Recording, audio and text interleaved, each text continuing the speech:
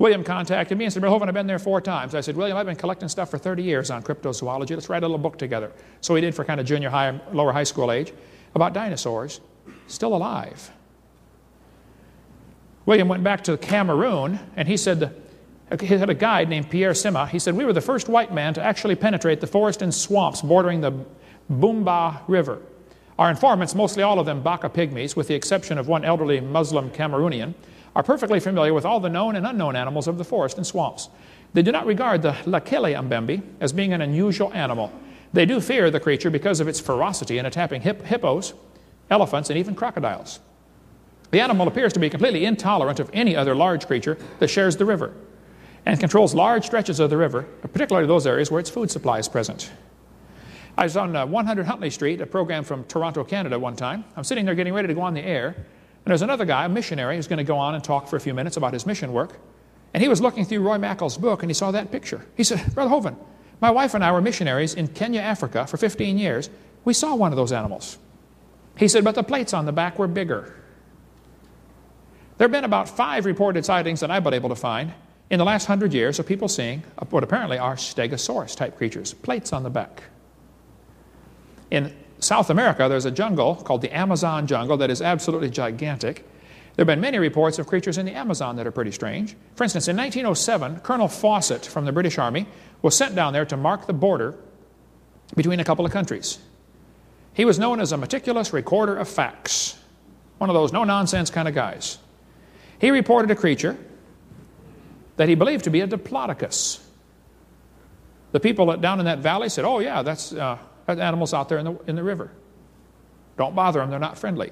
Colonel Fawcett's son drew a picture of the footprints that they saw. Appears to be a 3-toed dinosaur of some kind. In 1883, this article came out in Scientific American before they became very careful about filtering out anything that might support creation. Now they're very careful about filtering that stuff out. You know, if it might support creation, it'll never make the Scientific American paper. But this article said, the Brazilian minister at La Paz, Bolivia, had remitted to the Minister of Foreign Affairs in Rio photographs of drawings of an extraordinary saurian dinosaur killed on the Beni, that's the name of the river, after receiving 36 balls. They shot it 36 times. By order of the President of Bolivia, the dried body, which had been preserved in Asuncion, was sent to La Paz. It was 12 meters long, 39 feet, with snout to point of the tail. Describes the whole thing in Scientific American. The neck is long, the belly large, and almost dragging the ground. Professor Gilvetti, who examined the beast, thinks it is not a monster, but a member of a rare or almost lost species, as the Indians in some parts of Bolivia use small earthen vases of identical shape and probably copied from nature. Here's a picture of a giant snake that actually swallowed a human. There's some big snakes down there, folks. They cut it open, there's a guy inside of it. Colonel Fawcett said he shot and killed a 62-foot anaconda snake. The natives that were with him said, Colonel, you should see the big ones. This ain't a big one. Officials from the Brazil-Colombia Boundary Commission in 1933 killed a 98-foot snake with 2-foot diameter. They killed it with a machine gun. It weighed 2 tons. 4 men were unable to lift its head. The cook from a hotel in the Amazon jungle said he saw a 100-foot snake the military hunted down and killed because it ate 2 of their soldiers. The snake's head was 5 feet long. Reuters news service reported this creature back a few years ago, a 130-foot long serpent, the diameter about 15 feet, crashed through the jungle. The soccer team was terrified that saw it go by. 1948, this picture was taken, showing a giant snake carcass floating down the river. The people said it might have been 150 feet long. Nobody poked it to see if it was alive. We'll just let that one go on by. See, many Americans cannot comprehend how big the Amazon River is. I had one of my former students who was a missionary down there for a while, right there in central Brazil. He said, Brother Hovind, where we live, the Amazon is only 9 miles wide. Can you imagine a river 9 miles wide? That's a big river. There have been many creatures seen in that South American region. We can talk more about that later. There's a famous lake called Loch Ness. How many has ever heard of Loch Ness before? There's a big map on the table down here under all the junk about Loch Ness, if it's map from Scotland if you want to read it. Loch Ness is about 24 miles long, a mile to a mile and a half wide, and up to 900 feet deep in places. Big lake. In 1933, they blasted with dynamite a groove into the side of the mountains to put a road along the edge of Loch Ness. Before that time, if you wanted to see the lake, you had to climb over the mountains because the road was on the wrong side of the mountains. Very sparsely populated up in that region of Scotland, northern Scotland. Well, in 1933, they put a roadbed in there, and then there began to be many sightings of the Loch Ness Monster. There were sightings before, but mostly local people, and the news didn't get out much, and if it did, people thought, well, they've been drinking too much, you know, something up there in the hills of Scotland. Well, this author said there have been 9,000 reported sightings of the Loch Ness Monster. The first year they put the road in, there were 52 separate sightings. He said there have been 9,000 reported sightings. Today it's over 11,000. Many are certainly fakes and frauds, I understand, okay? But the fact that there's a few fakes and frauds does not discredit all 11,000.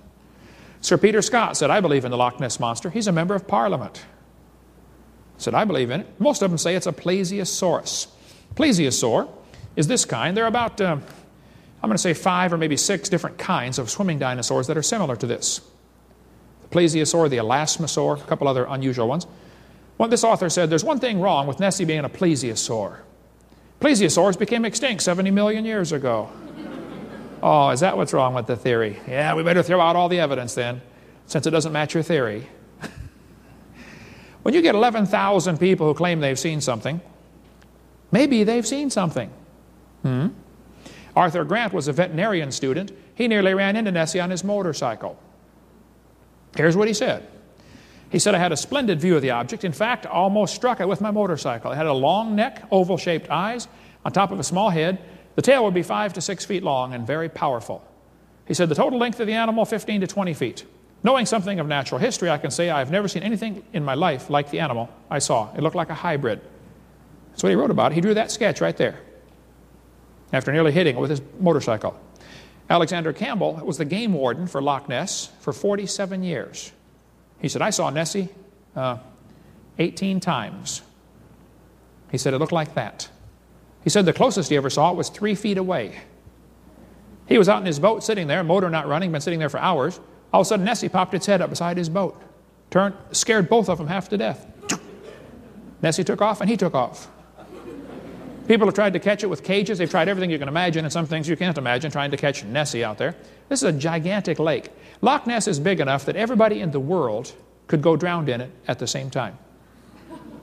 That lake would hold 6 billion bodies. It's a big lake. Many folks claim they've seen Nessie. One family said they saw it with a sheep in its mouth, headed back for the water. This guy got a picture of it with its back sticking out of the water. Here's the neck over here. When they republished this picture in Reader's Digest, I've got it on the table down here somewhere, they cropped the head off. You know, Reader's Digest, shortened version. All they show is the hump on the back. MacLeod said he watched it for 9 minutes through binoculars. He drew 4 sketches of what he saw. He said it was halfway out of the water on shore on the other side, you know, a mile away, pretty far. But he said it put a big flipper up on shore and pushed off and rolled back into the water. After watching it for 9 minutes, he said the head was moving back and forth in the brush like a snake. He said, I think it looks like that. That's his sketch of Loch Ness Monster. Several folks have reported like horns or tubes on top of the head, maybe breathing tubes or maybe horns. Maybe there's a male and female that, you know, one's different than the other. I don't know. World Book Encyclopedia put a submarine over there, spent a fortune bringing a submarine from Georgia or South Carolina, took it over there, put it in the water. The guy went down in the sub and said, raisin. It's wrinkled up and there are many places to hide. And I'm sure Nessie heard 24 boats coming down the lake. You know, sound travels really good underwater. There could be caves off the side of Loch Ness going up into the mountainous regions right on the side. It's kind of what they call karst topography, very porous ground over there. Nessie may have wintering grounds up inside a cave someplace where there'd be an air chamber, an airlock. I don't know, just one theory about that. The Academy of Applied Science went over there, and so they got a picture underwater of its flipper, which is a good trick now. The water is muddy, but they set up sonar-activated cameras. They said Nessie swam past. They took pictures of all kinds of fish and finally got this giant flipper picture. Nessie has apparently 4 big diamond-shaped flippers. Here's the picture in Reader's Digest showing Nessie with its mouth open. Many folks have gotten pictures. They claim this picture is a fake, and it very well could be a fake. I don't know. But I think it's awfully interesting. They waited till the last guy who was involved died and then announced it's a fake. They claim that he said it was a fake on his deathbed, but he's dead now, so how are we going to ask him? A little fishy there, but anyway, I'll accept it. Let's assume it's a fake. Maybe. But there are 7 other lakes in Scotland reporting creatures like this. Loch Lochy, Loch Morag. All you got to do is go to the library. If it's on the Dewey system, go to 001.9, and there'll be books about Loch Ness Monster. On the Library of Congress system, go to QL89, and there'll be books about Loch Ness Monster. I've read every one I can find in many, many libraries. There are lots of books on this topic. I was in Wales a few months ago, just south of Wales.